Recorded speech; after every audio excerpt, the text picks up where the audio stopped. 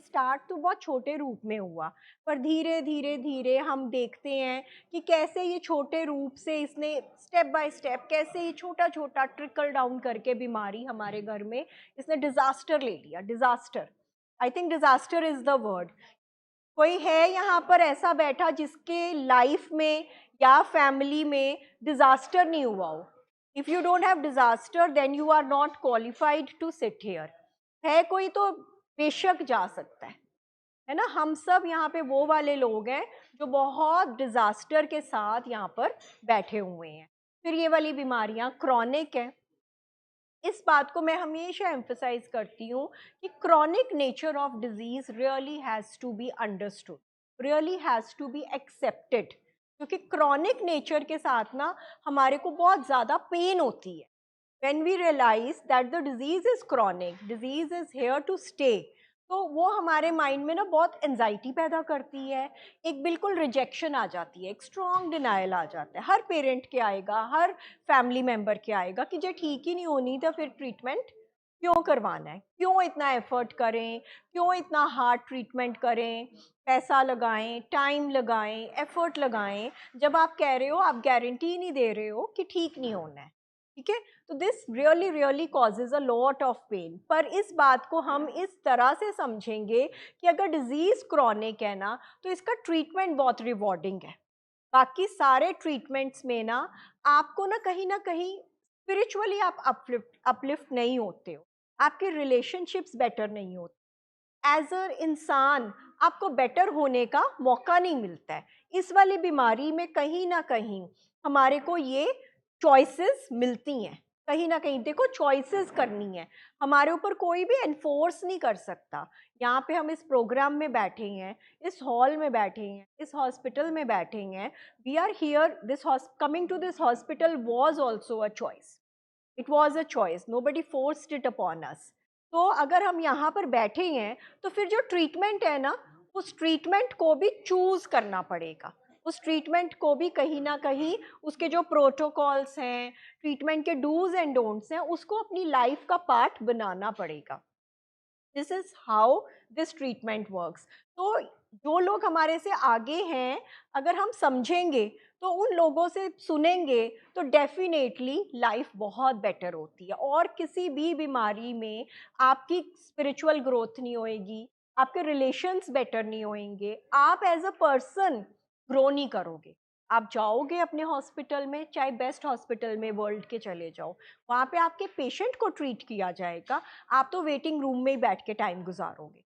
Doctor तो खाली आपको मिलेगा, है ना, खाली एक अपडेट देगा और कुछ नहीं होएगा। वहाँ पे आपके साथ ये बातें नहीं होएंगी, वहाँ पे आपसे कभी नहीं पूछा जाएगा आप कैसा फील कर रहे हो, what are you going through, we understand your pain, कोई नहीं बोलेगा। आपको वहाँ पे स्किल्स नहीं सिखाई जाएंगी, आपको नहीं बताया जाएगा कि व्हाट इज इफेक्टिव कम्युनिकेशन, आपको नहीं बताया जाएगा कि आपका पेशेंट क्या फील कर रहा है। वहाँ पे मुझे लगता है हमें ज़रूरत ही नहीं महसूस होती, हम खुद ही इमेजिन करके मान जाते हैं कि हमारा पेशेंट बहुत पेन में है, मतलब वी ऑलरेडी डू दैट। दूसरे हॉस्पिटल्स में हमारे को कोई नहीं समझाने की ज़रूरत होती, हम बड़े आराम से, बड़ी ग्रेसफुली, पेनफुली ग्रेसफुली मान ही जाते हैं कि ही सिक, बहुत ज़्यादा बीमार है, वेंटिलेटर पे है, आईसीयू में है, ऑपरेट होना है, चांसेस बहुत स्लिम है, 10% चांसेस है, कंसेंट फॉर्म्स पे भी साइन कर देते हैं ना। पेन तो हो रही होती है, पर फिर भी कहीं ना कहीं बड़ा सरेंडर आ जाता है। यहाँ पे सरेंडर नहीं आता है। यहाँ पर हम लोग सबसे बड़ा जो डिनायल है ना, जो सबसे बड़ा बड़ा स्ट्रगल है पेशेंट का भी और फैमिली का भी, इस सरेंडर नहीं आता है, एक एक्सेप्टेंस टुवर्ड्स डिजीज नहीं आता। ये बहुत बहुत बहुत दिन लग जाते हैं, बहुत बहुत बहुत समय लग जाता है टू अंडरस्टैंड, टू रियलाइज कि ये डिजीज है। इसलिए हम हर रोज सुबह शाम ये बातें आप लोगों के साथ रिपीट करते हैं। आप लोगों की कंप्लेंट्स होती हैं कि बहुत रेपिटेटिव हो जाती है meeting, but we have to do that. हम आगे कैसे चलेंगे, सी डी ई पे कैसे चलेंगे जब ए और बी नहीं हमारा पक्का हो रहा। ए और बी हमारा कहीं ना कहीं एक्सेप्टेंस है कि हमारे घर में एक ब्रेन की प्रॉब्लम है। ठीक है, हमारे घर में एक पेशेंट है जिसको प्राइमरी जीन्स में आया हुआ डिजीज है, प्रोग्रेसिव डिजीज़ है, अगर इलाज नहीं कराओगे तो वो बढ़ेगा। क्रॉनिक डिजीज़ है, उसको लाइफ टाइम मैनेज करना पड़ेगा। और फेटल, जानलेवा डिजीज़, ये डिजीज़ेज़ जो प्राइमरी डिजीज़ेज़ होते हैं ना, अगर उनका ट्रीटमेंट नहीं कराओगे तो वो फेटल होनी ही होनी है। They are definitely going to be fatal if untreated. अब हमारे डिजीज़ का एक सबसे बड़ा जो फीचर है, वो हम सबको समझना ज़रूरी है कि ये जो हमारे डिजीज़ेज़ हैं, ये कनिंग भी हैं, बैफलिंग भी हैं, मैनिपुलेटिव भी हैं। ये हमें अपने पेशेंट के साथ ना हमेशा एक बड़ी शिकायत रहती है। We always blame the patient for being very smart, for being a liar, for being a person with a bad character. ये यहाँ बैठ के हमने कहीं ना कहीं, ये भी क्योंकि सोसाइटल जो नॉर्म्स होती हैं ना, ये डिजीज सारे उन सोसाइटल नॉर्म्स को ब्रेक कराता है। एक पेशेंट को अपने इस डिजीज को सरवाइव करवाने के लिए, या फिर मैं ये कहूँ कि डिजीज को आपके पेशेंट के अंदर सरवाइव करने के लिए उससे बहुत कुछ वो करवाना पड़ता है, जिससे आप कहीं ना कहीं उसके प्रति एक डिसलाइक में, डिसलाइक तो वैसे मैं छोटा वर्ड बोल रही हूँ, या हम सब यहाँ पे जो बैठे हैं हम अपने पेशेंट्स के साथ नफरत से भरे हो, हेट अवर पेशेंट। पर साथ में हमारे को प्यार भी आता है, एक घड़ी नफरत एक घड़ी प्यार। तो हम एक उस दुविधा में फंसे होते हैं कि अब क्या करें, इस बंदे के साथ नफरत करें कि इसके साथ प्यार करें। नफरत इसलिए आ रही होती है क्योंकि उसके एक्शंस, जो जो हमारे साथ इस डिजीज ने किया होता है, the disasters, the long list of things that have happened, the situations, the accidents, जो झूठ, डिसऑनेस्टी, चोरी, द लॉस ऑफ फंक्शनैलिटी, नफरत तो उन चीज़ों से आ रही है। पर फिर जब सामने बैठा अपना बेटा दिखता है, अपना हस्बैंड दिखता है, अपना लव्ड वन दिखता है, तो अटैचमेंट तो है। परमात्मा ने मोह भी तो डाला है ना। अगर मोह ना डाला होता तो इस डिजीज़ का तो बिल्कुल भी हम ट्रीटमेंट करवा ही नहीं सकते थे। देयर इज़ अ रीज़न जो परमात्मा ने अपने मोह माया डाली हुई है यहाँ पर, ठीक है। अब हमने यहाँ पे बैठ के सबसे पहले ये समझना है कि पेशेंट आइडेंटिफाइड पेशेंट है, पर हम सब भी कहीं ना कहीं थोड़े थोड़े अपनी अपनी कैपेसिटी के हिसाब से, हम सब भी कहीं ना कहीं, हमारी केमिस्ट्री भी कहीं ना कहीं खराब हुई, हमारी फंक्शनैलिटी खराब हुई का मतलब या तो हम अंडर फंक्शनल हैं या फिर हम ओवर फंक्शनल हैं, हम ज़रूरत से ज़्यादा कर रही हैं। हम सारे वो फैमिली मेंबर्स हैं जो कि, और मैं यही कहूँगी कि the percentage of over functional people are more. हमारे यहाँ पे फैमिली मेंबर्स अंडर फंक्शनल नहीं होते हैं, क्योंकि घरों में अगर हमने फंक्शनैलिटी की परसेंटेज 100 पूरी करनी है, तो हमारे पास एक तो आइडेंटिफाइड पेशेंट है ना, जो अपने हिस्से की फंक्शनैलिटी नहीं कर रहा, वो अपनी जिस भी लाइफ की एज और स्टेज में है वो उससे रिलेटेड काम नहीं कर पा रहा है, फिर उसके हिस्से के काम हमें कहीं ना कहीं तो करने ही पड़ रहे हैं, ठीक है ना। वो कर करके ही तो इतने सालों से हम यहाँ पर पहुंचे हैं, इतने सालों तक उसके जो काम वो नहीं कर सका, ठीक है, उसके कॉन्सिक्वेंसेस उसको नहीं मिले, इस वजह से ही तो हम यहाँ पर पहुंचे हैं इतने ज़्यादा बीमार होके। क्योंकि फिर से मैं ये बात कहूँगी कि ये एक कल्चरल थिंग भी है, आई थिंक, कि हमारी कंट्रीज़ में हम we are proud of the fact कि as families we always watch, हम एक दूसरे का बहुत साथ देते हैं, स्पेशली पेरेंट्स। हम कभी भी we don't give up on our children, we don't give up on our loved ones, है ना। तो वहाँ पे हमारी एनेबलिंग स्टार्ट होती है। अब ये बीमारी दो तरह के बिहेवियर्स में पनपती है, दो तरह के बिहेवियर्स हैं जो कि बहुत कंड्यूसिव हैं, जो कि इस बीमारी को बढ़ाने में बहुत मदद करते हैं। तो एक है एनेबलिंग, हमारा ज़रूरत से ज़्यादा लाड प्यार। अब वो लाड प्यार पैसे के फॉर्म में भी हो सकता है, जहाँ पर हम अपने पेशेंट को, अपने लव्ड वन को बहुत अच्छी इंटेंशन से ज़रूरत से ज़्यादा उसकी ज़रूरतें पूरी कर रहे थे, बिना मेरिट के हम उसको हर चीज़ प्रोवाइड कर रहे थे, बिना क्वेश्चन के। शायद वो हमारा इकलौता बेटा है, हमारा हस्बैंड है, हमारा लव्ड वन है ना।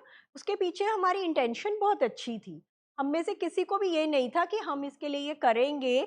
इंटेंशन यही थी कि इस बार करेंगे ना तो इसको एहसास हो जाए, इस बार करेंगे ना, इस बार इसको इस प्रॉब्लम से बचा लेंगे तो शायद इसको एहसास हो जाए, ठीक है ना। पर ऐसा होता नहीं है।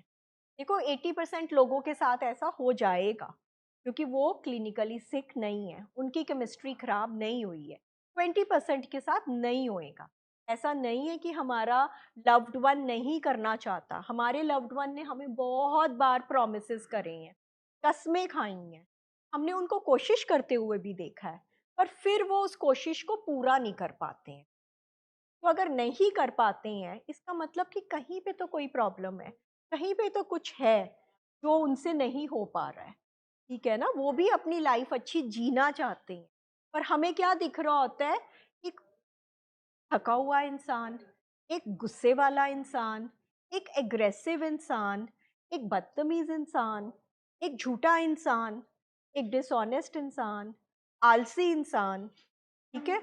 नहाया नहीं है, पर्सनल हाइजीन नहीं कर पा रहा है, वो वाला इंसान, बाहर जाके एग्रेशन कर रहा है, घर में एग्रेशन कर रहा है, वो वाला इंसान, अपने रिश्तों को नहीं निभा पा रहा है, वो वाला इंसान, है ना? हम सब अपने घरों में ये देख कर आ रहे होते हैं, तो फिर कन्फ्यूजन आ जाती है कि अब क्या करें, ठीक है? एनेबलिंग कर करके, चाहे उसको पैसे दे के, चाहे उसकी गलतियों को छुपा छुपा के, ठीक है? उसके लिए कवर अप कर करके, बहुत बार ना, जब पेरेंट्स स्पेशली मदर्स जब अपने बच्चे की शेयरिंग कर रही होती है ना, तो they start with this sentence कि है बहुत अच्छा मैम, ये उस दिन ही बस इसने ऐसे किया था, पर उसके बाद फिर इसको दुख भी बहुत लगा था। मतलब एक माँ का दिल बहुत दुखी होता है, फादर का मन बहुत परेशान होता है अपने बच्चे के बारे में ये बात बताने में। ये बहुत बहुत पेनफुल बात होती है, पर फिर यहाँ बैठ के इस बात को समझना पड़ेगा कि जो कर रहा है ना, जो आपको दुख दे रहा है, वो कहीं ना कहीं खुद बहुत दुखी इंसान है। हम किसी को वो ही देते हैं जो हमारे अंदर होता है। तो अगर वो हमें दुख दे रहा है, हमें अब्यूज कर रहा है, हमारे साथ एग्रेसिव हो रहा है, हमारे साथ झूठ बोल रहा है, तो कहीं ना कहीं वो उसके अंदर उसका ओवरफ्लो चल रहा है। वो ओवरफ्लो कहीं ना कहीं हमारे ऊपर आके गिर रहा है। तो और यहाँ पे बैठ के ये भी समझना पड़ेगा कि ये उसकी क्राई फॉर हेल्प है। ये जो उसके लक्षण आ रही हैं ना, चाहे वो आलस है, चाहे वो गुस्सा है, चाहे वो तोड़-फोड़ है, चाहे वो एक डिनायल है कि मुझे तो कुछ नहीं हुआ। ये हमारे पेशेंट्स देखिए, वो वाले हैं जो ज़रूरत से ज़्यादा इंटेलिजेंट हैं, जिन्होंने लाइफ में किसी टाइम अचीव भी किया है। कि दे हैव बीन, यहाँ पे कोई भी डल लोग नहीं आ रहे। ये आईक्यू, हाई आईक्यू वाले लोग यहाँ पे पहुँच पाते हैं। तो इसलिए कहीं न कहीं ये भी फैमिली के लिए एक डिनायल बन जाती है। इस बात को मान पाना कि ये बच्चा कैसे बीमार हो सकता है, तो इतना इंटेलिजेंट है, ये तो इसने तो लाइफ में इतना अचीव किया है, उसने अपने रिश्तों में भी अच्छा किया होता है, उसने अपनी फ्रेंडशिप्स में अच्छा किया होता है, उसने हमारे को बहुत सारी वो मोमेंट्स दी होती हैं जहाँ पर हम प्राउड होते हैं, we are proud of him, ठीक है? तो फिर इस बात को मान पाना हमारे लिए हार्ड होता है, पर मानना हमारे लिए एक ऑप्शन नहीं है, इट इज़ समथिंग जो कि हमें यहाँ बैठ-बैठ के धीरे-धीरे समझना है। समझोगे, डिस्कस करोगे, पूछोगे, तो कहीं न कहीं वो डिनायल एक्सेप्टेंस में जाएगी, एक्सेप्टेंस फिर डिनायल में चला